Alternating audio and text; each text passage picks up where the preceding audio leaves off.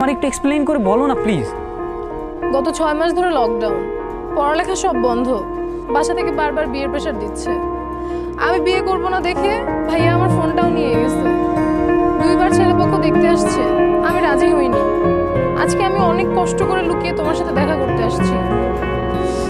তুমি কি বলতেছো, বিয়ে হয়ে যাবে মানে? আমার তো মাথা কাজ করতেছে। আমি কি করবো আমার বলো? আমি তোমার বাসায় গিয়ে কথা বলবো? তুমি কি কথা বলবা? তুমি এখন স্টুডেন্ট। তাহলে আমি কি করবো? আমি তো কিছু বুঝতেছি না। আমার কি করার আছে আর?